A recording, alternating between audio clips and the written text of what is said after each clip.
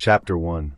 The running away that becomes running toward. In early 1999, I did what broken people sometimes do. I ran.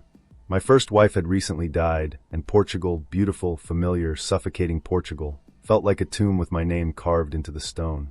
The European Union had given me the legal right to be a citizen anywhere on the continent. I decided to test that freedom.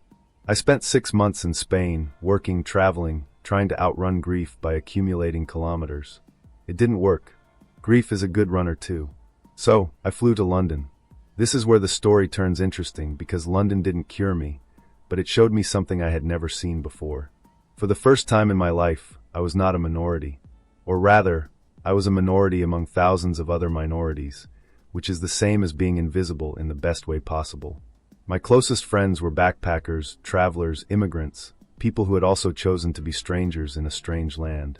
We would gather in local pubs and argue about politics and philosophy, and whether any of us could actually change the world with our ideas. It sounds naive now. It wasn't. It was hope dressed up as ideology. I had grown up feeling like an outsider in my own country. Born in Angola to mixed-race parents escaping civil war in the 1970s, I was a child of refugees from a Portuguese colony. But Portugal, the mother country, did not treat us like its children. We were unwelcome guests. In England, surrounded by people from everywhere and nowhere, I finally felt like I belonged. A few years later, unexpectedly, I met an Australian girl. I fell in love again, a feeling I hadn't experienced in a while. And because love makes fools of us all, I followed her to the other side of the world.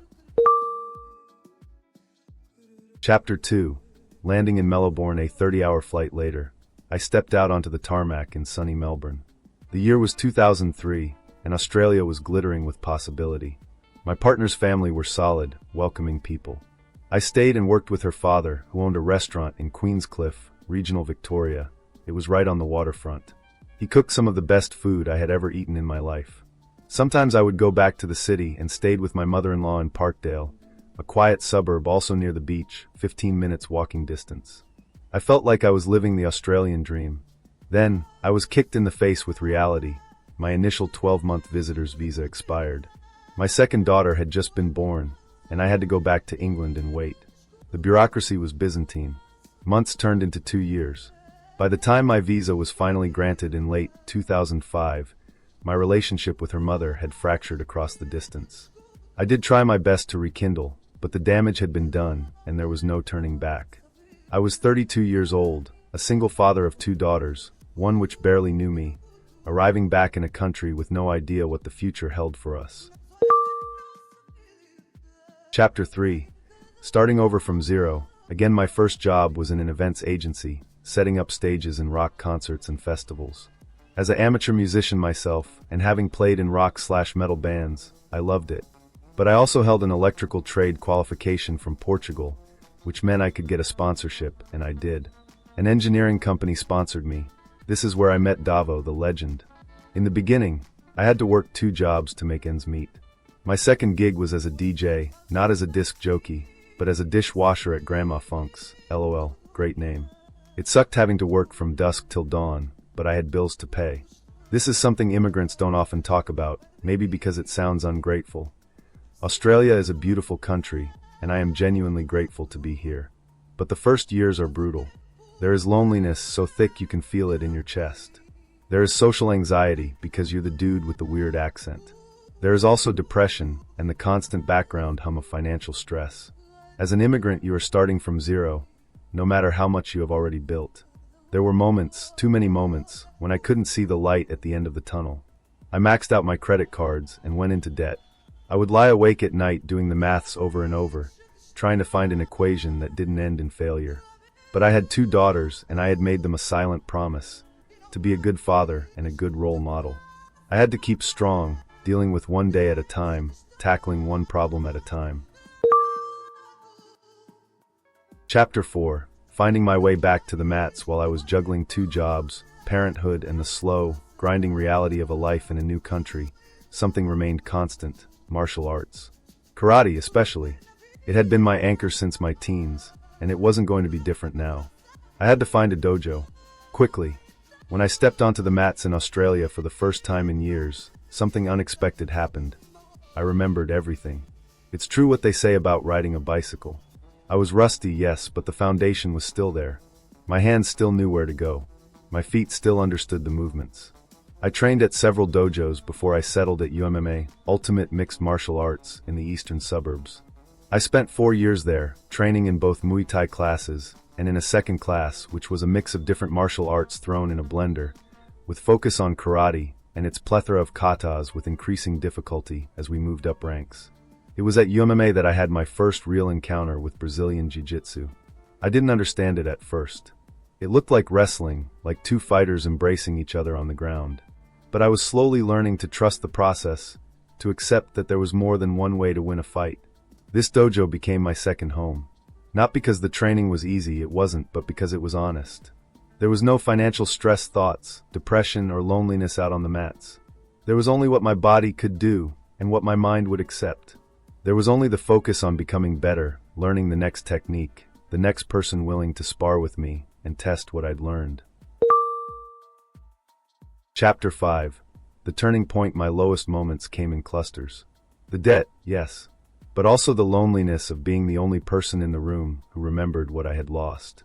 The guilt of having to rebuild a relationship with my oldest daughter when she was old enough to understand that I had missed years of her life. The shame of having to start again in my 30s. But I had something working in my favor, even when I couldn't see it. I had learned discipline. The army had taught me that. My father had taught me that, although a harsher version. Every dojo I had ever trained in had taught me that. I also had Davo, who I had met shortly after arriving in Australia. He became one of my closest friends. Not because we had everything in common, we didn't, but because he was a solid presence in a life that felt like it was being constantly reorganized by forces beyond my control. That kind of friendship is rare. It is a lighthouse in a stormy ocean. I remained positive, or at least I remained functional, which sometimes is the same thing. I trained hard, I worked harder. I fought to keep the love and respect of my daughters. Slowly, quietly, things began to shift. Chapter 6. Reinventing without erasing. Here's what I learned about reinvention. It's not the same as erasure. I didn't stop being Portuguese when I became Australian. I didn't erase my grief or my history or my failures. I just added to it. I became something larger and more complicated, a person who carried multiple homelands in his chest. Now I identify myself as a citizen of planet Earth. Yes, it sounds like a cliché, and I don't care. I've traveled enough to know that home is less about geography and more about the people around you and whether you're willing to be yourself in front of them. I have no preferred religion and no political allegiance. I am open-minded and always willing to listen to different opinions and points of view. I find it fascinating. Our differences are what makes us human and interesting. I'll support Portugal at the World Cup and Brazil too, because I've learned to love more than one thing. What I am most proud of from those early years is not that I survived them.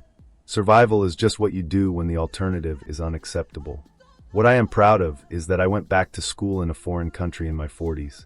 That I studied every night until late, working my trade by day and pushing my brain at night to become a police officer. Finding a way to serve the country that gave me a second chance.